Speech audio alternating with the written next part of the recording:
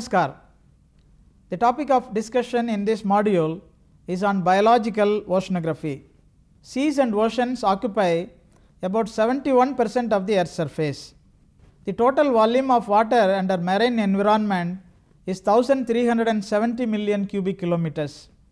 The space available for marine life is 300 times more than the space available for other aquatic or terrestrial life on land. It is also believed that the earliest organisms got originated from the ancient oceans many million years before. The first texts of oceanography were published by Charles W. Thomson in 1873 entitled as The Depths of the Sea. His initiation made the Challenger expeditions of 1872 to 76, in which people travelled for 110,000 kilometers visiting all the major oceans except the Arctic. Detailed surveys were made with respect to the physical features, chemistry and biology of oceans. The Challenger expedition also attempted to integrate the geology, biology, chemistry and the physico-chemical phenomena of the oceans. It was carried out for about 19 years by a group of 76 scientists. The first seafloor map was prepared with details of life existing at greater depths. About 715 new genera and 4,417 new species of marine organisms were described by the great German biologist Ernst Haeckel. Since 1872, different countries conducted many biological oceanographic expeditions. The study of marine life has seen more and more such findings in course of time. Biological oceanography gradually grew into a major scientific discipline with all these observations of marine organisms and their environments. New tools and techniques were adopted, from sonar methods to satellite-borne sensors to study the oceans. These include sonar, underwater sound recording devices, submarines, scuba diving and sensors for continuous recording of oceanographic parameters. In this episode, the following modules are highlighted: nature of marine environment, classification of marine environment, role of abiotic parameters on marine life, the marine flora and the marine fauna. Let us see the first part, the nature of marine environment. The interest to study biology by humans started as early as 4th century BC, when Aristotle described about 180 species of marine animals. The geographical knowledge of oceans got improved after the Great Sea expeditions of the 15th and 16th centuries. Edward Forbes, a British naturalist, is the founding father of oceanography, who has systematically studied the marine biota and benthic marine animals. It was he who specified that different species occupy different depth zones. His nephew James Ross, during 1839 to 43, collected the benthic animals as deep as 730 meters and gave a lot of information to others. Marine ecosystem is characterized by the following biotic and abiotic components. The biotic components includes organisms and species, predators, parasites, competitors and mates. The abiotic components include the temperature, concentration of nutrients, sunlight, turbulence, salinity and density of water. Temperature decreases and light diminishes with depth. Hydrostatic pressure increases with depth. Nutrients become more concentrated with depth. About 2% of the total human food consumption comes from the marine species existing in the oceans. The economic utilization of marine natural resources is very high. Hence, biological oceanography is a rapidly developing field of marine sciences and earth sciences. Marine environments have altogether different kinds of physical conditions for life to survive. Marine species are buoyed up by water and need not have to store large amount of energy in their skeletal materials. Majority of marine plants are floating species and are microscopic. Many marine animals are invertebrates. They do not have massive skeletons. For floating and swimming, the animals require very little energy. Water, which is a fundamental constituent of all living organisms, is available in plenty within these marine environments. Temperature is yet another parameter which do not vary as drastically as seen on land or in the air.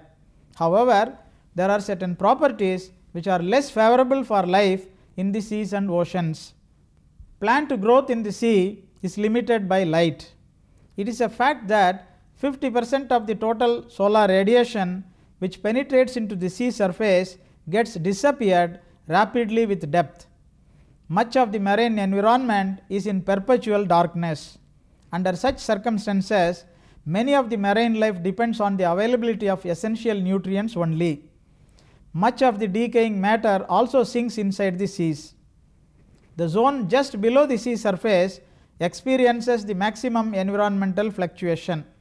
This is the zone where there is air-water interactions, variations in temperature, salinity and turbulence of water from winds. All environmental parameters show predominant vertical gradients.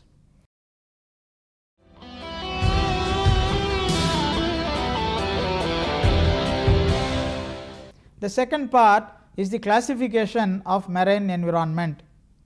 It is necessary to understand the basic ecological divisions of the ocean. Marine environments can be subdivided into two divisions as pelagic and benthic environments. The word pelagic means open sea and benthic means bottom. Pelagic refers to the ocean water column from the surface to the greatest depth. Benthic refers to the deep ocean floor. In the open sea, the zone extending from the high water and low water coastal belt up to a depth of 200 meters inside the sea is called as neritic zone. The pelagic zone is further subdivided into epipelagic zone, mesopelagic zone, bathypelagic zone, abyssopelagic zone and hadal-pelagic zone.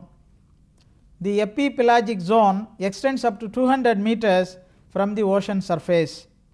The mesopelagic zone extends up to 1000 meters below the epipelagic zone. The bathypelagic zone extends from 1200 to 4000 meters below the ocean surface. The abyssopelagic zone extends beyond 5200 meters and also go up to 6000 meters from the surface. The hadal-pelagic zone is beyond 6000 meters and go up to 10,000 meters below the ocean surface. Benthic environments are also further classified into supralittoral zone, littoral zone, sublittoral zone, bathyal zone, abyssal zone and hadal zone. The supralittoral zone is existing on the beach which has got the high water line. The littoral zone comprises the area between high water to low water line region. Sublittoral zone has got the low water line to 200 meters depth of the continental shelf. The bathyal zone extends from 200 meters to 3000 meters depth below the oceanic surface. The abyssal zone extends from 2000 meters to 6000 meters depth on the continental slope region, and the hadal zone is lying beyond 6000 meters up to the end of the ocean, that is up to 10,000 meters depth in the deep oceans. The pelagic environment supports the life of planktons and nectons. It is seen that the epipelagic zone is the sunlit zone. Enough amount of sunlight penetrates into the top layer of the oceans for plants to carry out photosynthesis. The mesopelagic zone is known as the twilight zone. This is a dim zone where little light penetrates, but not enough light is available for plants to grow. The bathypelagic zone is known as the midnight zone. This is the layer between 1000 meters and 4000 meters depth where there is no light penetration. The abyssal zone is the pitch black bottom layer of the ocean. The oceanic water present in the zone is almost freezing and its pressure is immense. The huddle zone is the last deepest zone. This is the most inhospitable zone of the oceans. Plants are found only in the sunlit zones where there is sufficient light for photosynthesis. Animals are found at all depths of the oceans, though their numbers are greater near the surface where food is available in plenty. Still, over 90% of all species dwell on the ocean bottom, where a single rock can be home for 10 major groups of organisms like corals, mollusks and sponges. Almost all marine life depends directly or indirectly on microscopic algae found only at the ocean surface. Hence, most of the animals in the oceans live in the sunlit zone or migrate to it in search of food. Some animals eat only the plants.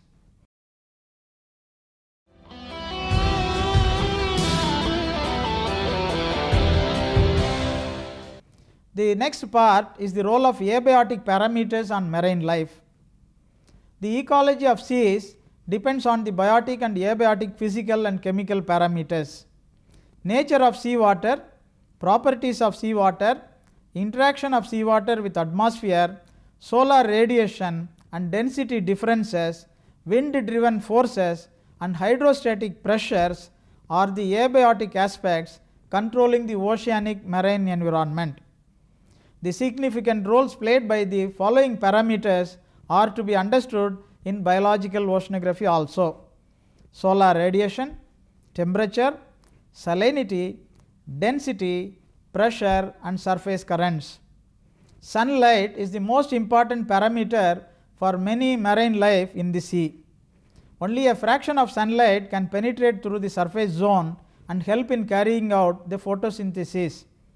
The energy is consumed for the conservation of inorganic matter to organic compounds.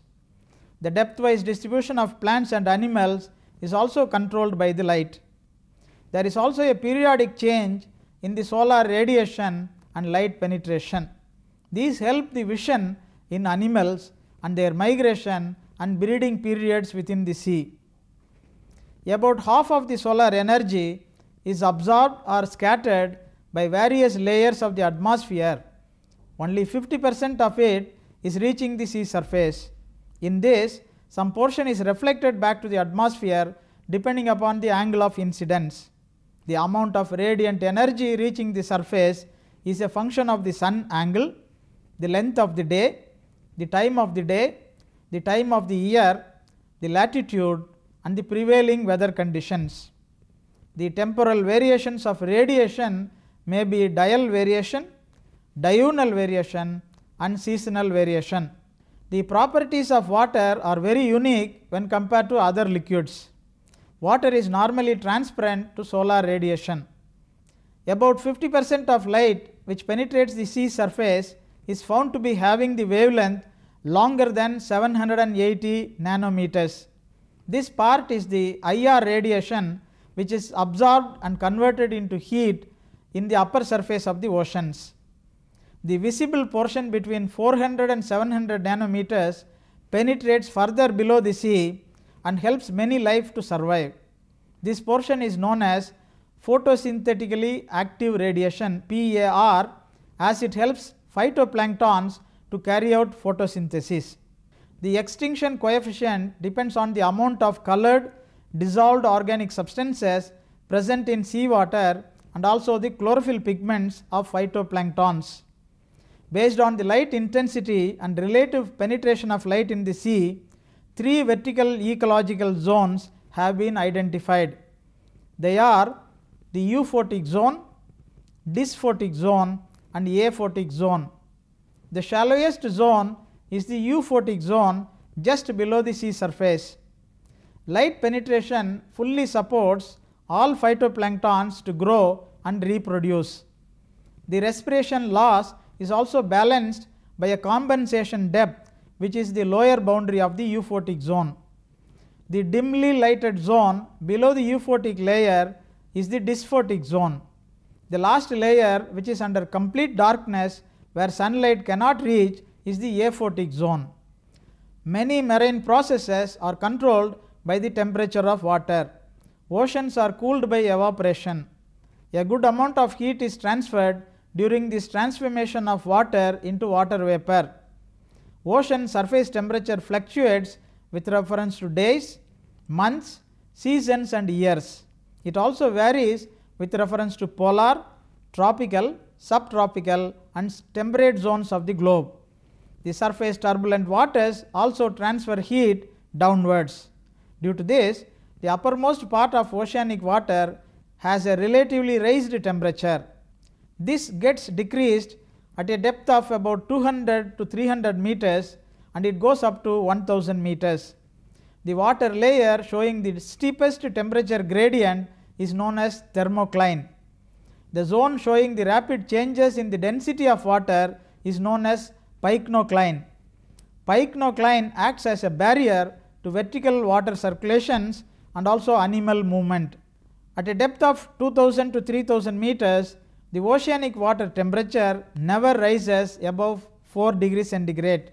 It also goes up to 0 degrees to 3 degrees centigrade in deeper parts of the ocean. Sea water is a unique water. It contains more dissolved salts than river water, lake water and rain waters. The salinity is referred in terms of total dissolved ions and other compounds and gases. The average salinity of oceans is 35. Vertical variation of salinity is an important limiting factor for marine life.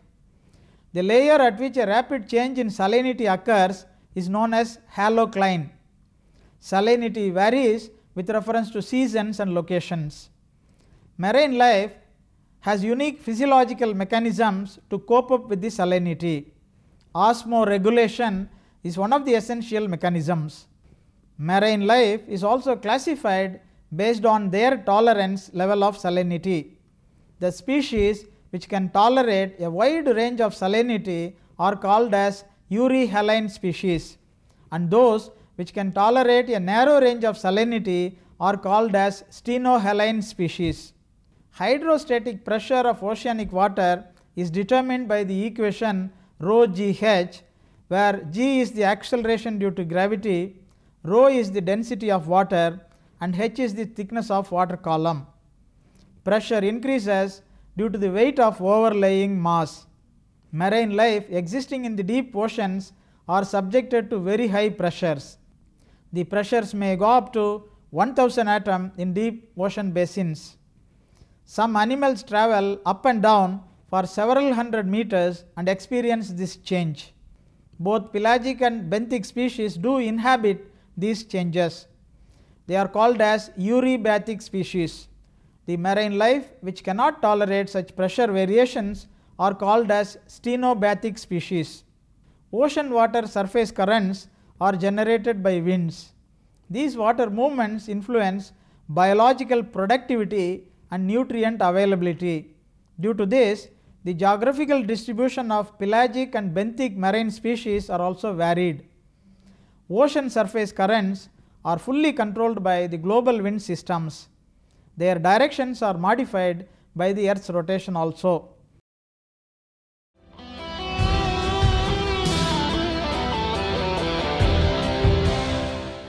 Let us see the next aspect of marine flora. Phytoplanktons and zooplanktons are the two types of planktons existing in the shallow depth layer of the oceans. Most of the phytoplanktons are unicellular algae.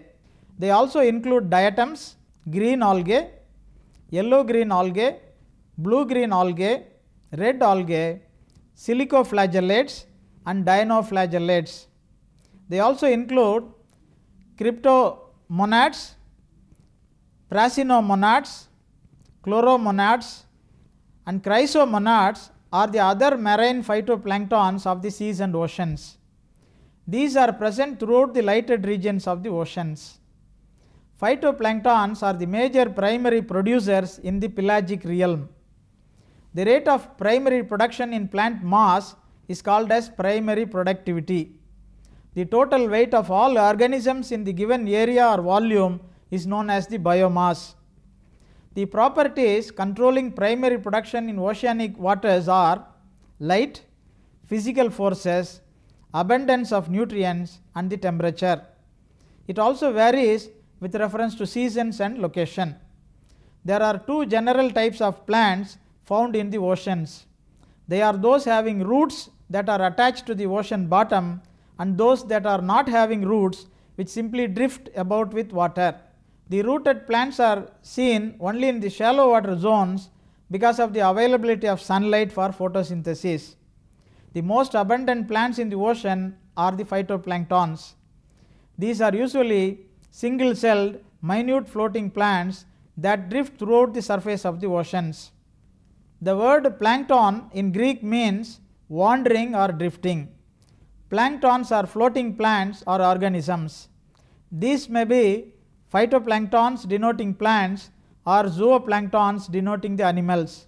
Planktons are of microscopic in dimension. Nectons are free swimming animals. Some of the phytoplanktons are passively transported by the currents in the sea. Fish, squids and marine mammals are the major nectons of oceans. A bucket of sea water might hold 1,000,000 microscopic diatoms, which are relatives of seaweeds encased in glossy boxes. To grow, phytoplankton need nutrients from the sea water and lots of sunlight. The large quantities of diatoms and phytoplanktons give a unique color to the sea water.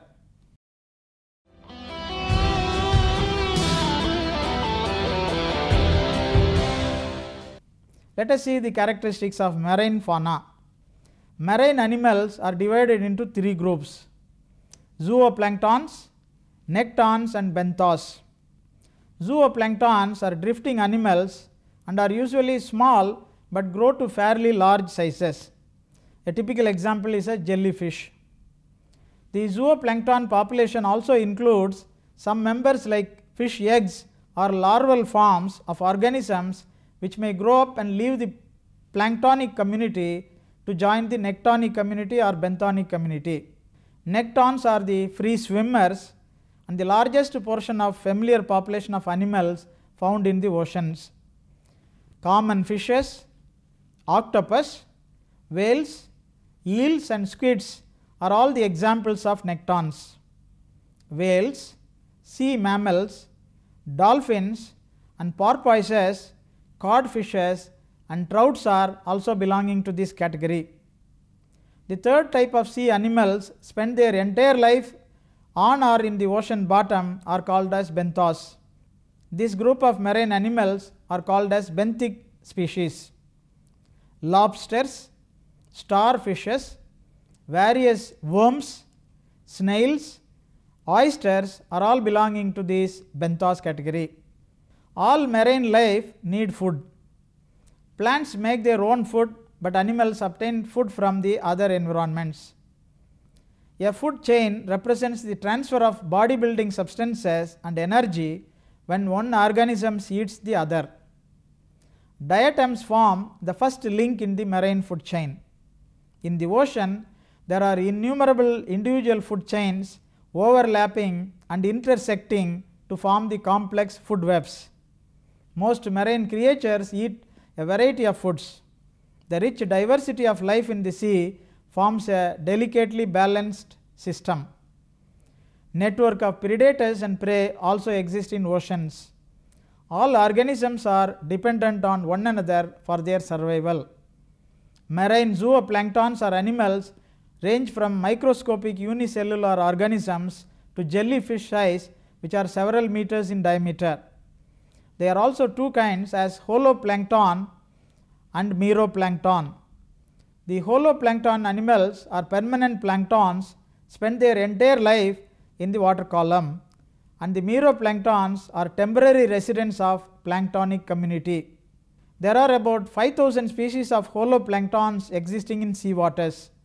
Many notable ones are foraminifers, radiolarians, ciliates, tintinids, jellyfish, cnidarius, ctenophores, aeroworms and some heteropods, pteropods, copepods, ostracods, amphipods, euphausiids, mysids, decapods and salps are also belonging to this category. The meroplanktons are miniature adults spending a few minutes to several months and years in the upper layers. Most of them are larvae of benthic forms. They include snail religars, starfishes, sea urchins, barnacles and crabs. Planktons show vertical migration within every 24 hours. This is called as diel vertical migration. This occurs in many epipelagic and mesopelagic species. Marine zooplanktons show three kinds of patterns as nocturnal migration, twilight migration and reverse migration. The nocturnal migration happens after sunset.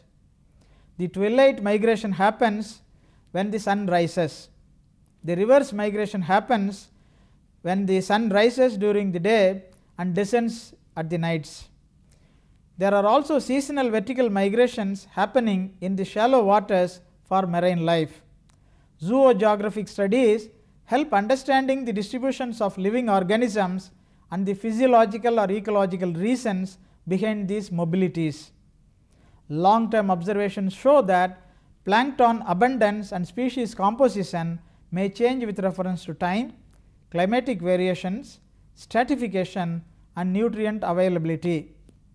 The properties which are affecting the life in the seas and oceans are the quality of sea water, the skeletal shape and size of the organisms, buoyancy, gravity, temperature of ocean water, density, light, availability of nutrients, water turbulence and the hydrostatic pressure. In addition to this, biological oceanography deals with the study of zoogeography, migration, energy flow and mineral cycles, marine mammals, sea birds, life of marine fish, fish migrations, fisheries, fish catch, mariculture, the coral reefs and their environment and the human impacts on marine biotic life, marine pollutants like petroleum hydrocarbon, plastics, pesticides, heavy metals, role of sewage, radioactive waste and also the thermal effluents which are released into the sea. Almost all these aspects are studied under the general subject called biological oceanography. Some more details we can see in the forthcoming modules. Thank you.